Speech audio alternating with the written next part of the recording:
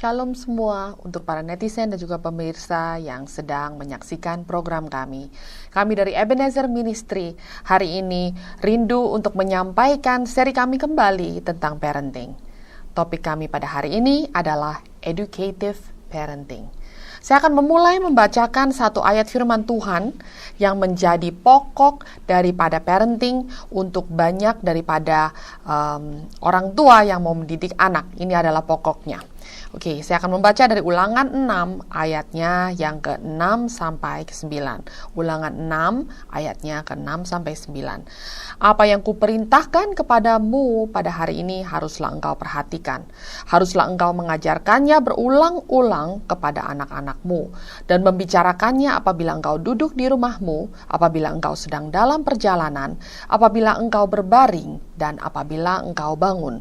Haruslah juga engkau mengikatkannya sebagai tanda pada tanganmu dan haruslah itu menjadi lambang di dahimu. Dan haruslah engkau menuliskannya pada tiang pintu rumahmu dan pada pintu gerbangmu. Oke, kembali lagi seperti yang tadi saya katakan, para netizen, serial pengajaran kami itu tentang parenting. Mengapa kami rindu untuk menyampaikan serial pengajaran ini?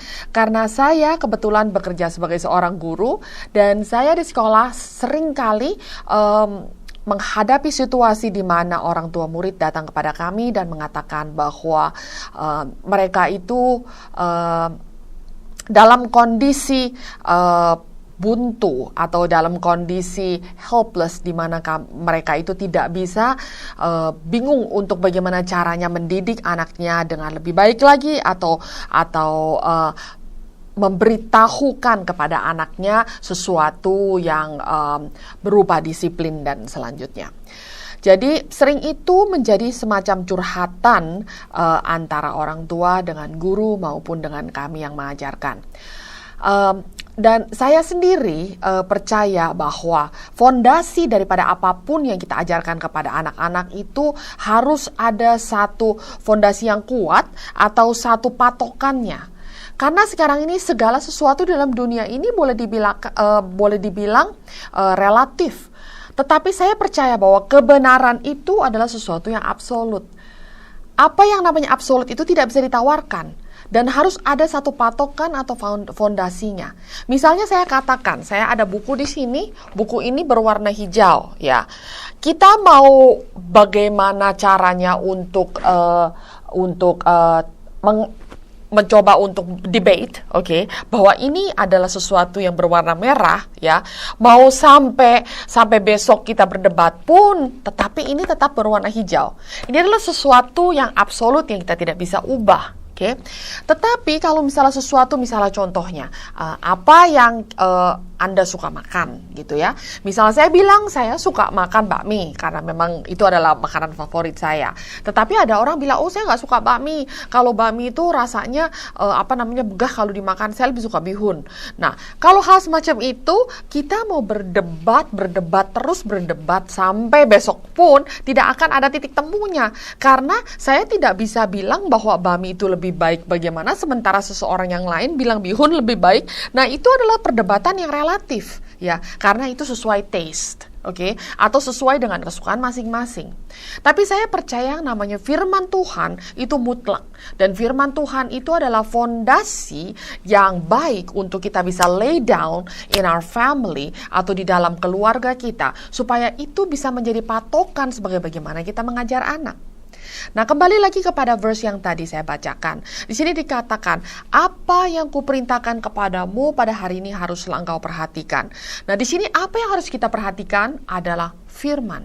Firman yang sesuai dengan apa yang Tuhan rindu untuk kita capai dalam kehidupan kita. Nah, begitu juga dengan kehidupan keluarga. Saya percaya pada waktu kita mengajar anak untuk melakukan ini dan itu, tidak bisa kita mengatakan bahwa kamu harus melakukan ini just because daddy say so. Kamu harus melakukan B just because mommy say so. Ya, kalau seandainya seperti itu, untuk anak yang kecil itu nggak jadi masalah. Karena untuk anak-anak yang kecil, waktu kita mengatakan just mommy say so, just daddy say so, nah seperti itu mereka tidak akan membantah terlalu dengan ngomong why do I have to say that?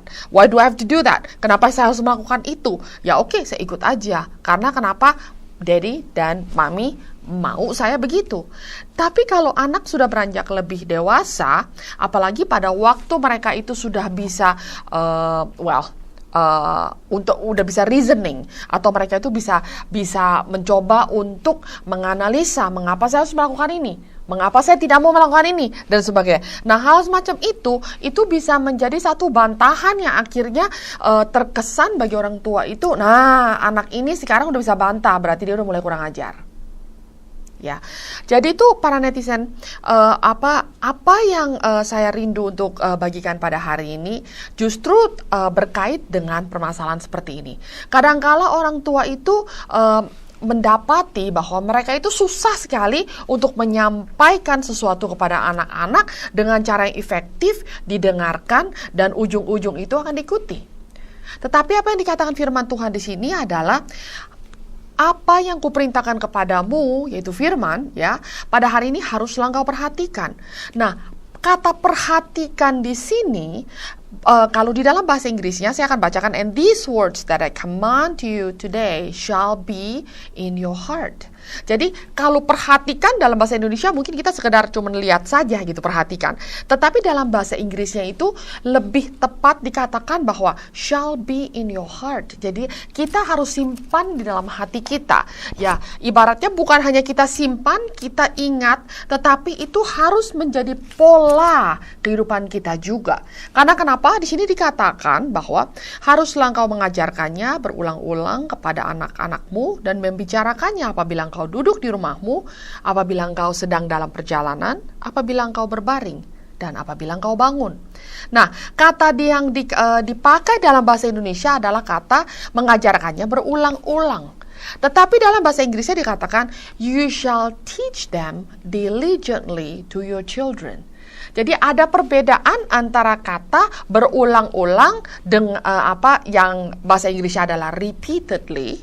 Tetapi di sini yang dipakai dalam bahasa Inggris adalah diligently. Kalau kata diligent itu artinya rajin, dengan rajin, tidak jemu-jemu. Nah, maka sebenarnya yang lebih tepat di sini dikatakan bahwa apa yang kita ajarkan kepada anak-anak itu hendaknya bukan hanya kita mengajarkannya dengan berulang-ulang, tetapi kita juga tidak jemu-jemu, atau kita dengan rajin memberitahukan kepada anak kita supaya mereka bisa mencapai titik di mana mereka bisa belajar akan hal-hal yang mau kita ajarkan. Salah satu masalah daripada orang tua yang kadangkala menjadi kendala di mana anak tidak mendengarkan orang tua karena message yang mereka mau berikan atau pesan yang mereka mau sampaikan kepada anak itu very vague, atau kalau vague itu berarti kayak samar-samar gitu. Anak-anak harus menerka apa yang sebenarnya orang tua ini maksudkan. Contohnya misalnya begini. Ada orang tua yang mengatakan begini, if you continue to do this, you'll get into trouble. Ya, katakan begini, ya, pada waktu anaknya sedang nangis, ya, sedang nangis, terus habis itu sambil dia gini ya, tumbuk-tumbuk tangannya begini, udah gitu ya, terus habis itu dia buang-buang mainannya, terus habis itu makanannya ditumpahin dan sebagainya. Itu kan sebenarnya 4 hal ya, dia nangis sambil dia marah-marah, dia tumbuk-tumbuk tangan begini, terus sesudah itu akhirnya mainannya dibuang, terus sesudah itu makanannya juga nggak mau gitu, seperti itu ya. Nah, itu ada 4 hal yang dilakukan. Tetapi orang tuanya hanya bilang begini, okay, if you continue to do this, you'll get into trouble. Ya, kalau kamu terus seperti itu, kamu akan dipunish, atau kamu akan dihukum atau bagaimana, seperti itu. Or you'll get into trouble, seperti itu. Ya, untuk kita mengatakan hal semacam itu tuh cukup jelas bahwa kamu nggak boleh kayak begitu. Merajuk seperti itu tidak baik. Tapi untuk anak, ya apalagi kalau anak itu masih kecil, nah itu anak itu sebenarnya harus diberitahu dengan rinci. Yang nggak boleh itu apa? Yang nggak boleh sebenarnya dia nangis teriak-teriak nggak boleh, ya. Terus yang kedua, dia juga nggak boleh kalau nangis itu sambil pukul-pukul barang. Yang ketiga, dia juga nggak boleh kalau nangis itu buang banting mainannya. Dan yang keempat itu dia kalau sambil nangis itu sampai makanannya ditumpahin. Nah itu kan 4 hal yang berbeda. Tetapi nah, kalau misalnya dibilang, if you continue to do this, kamu lakukan ini lagi, you'll get into trouble. Yang bermasalah yang mana? Apakah yang dia nangisnya, atau yang dia buang barangnya, atau dia berantakin mainannya, atau bagaimana? Nah, hal semacam itu adalah hal yang sebenarnya orang tua mungkin sekedar kita ucapkan itu karena memang ya mungkin untuk kita logikanya ya anak ini nggak boleh begini, nggak boleh merajuk. Nah untuk kita bisa sebagai orang tua menganalisa sejauh itu. Tapi untuk anak kecil dia nggak nangkep.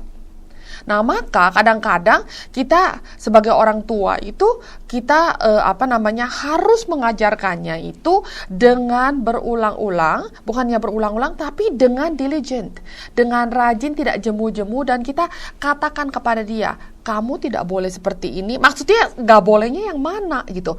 Nggak boleh nangis jerit-jeritan. Karena kalau nangis jerit-jeritan, kenapa? Ya kan? Terus kalau udah nangis itu nggak boleh berantakin mainan, ya kan? Terus sesudah itu nggak boleh berantakin mainan, nggak boleh pukul-pukul meja, misalnya seperti itu. Nah itu jelas kan kepada anaknya. Nah kalau seandainya kita mengatakan nggak boleh melakukan sesuatu, tapi sesuatunya apa? Kita tidak memberitahukan kepada anak-anak. Nah kadang-kadang anak-anak itu dalam kondisi yang, which one are you talking about? You get what I mean? Ya, oke.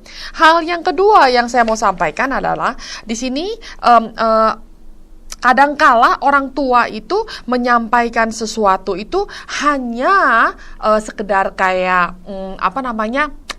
cuman sekedar asal lewat aja. They're not serious about it, ya.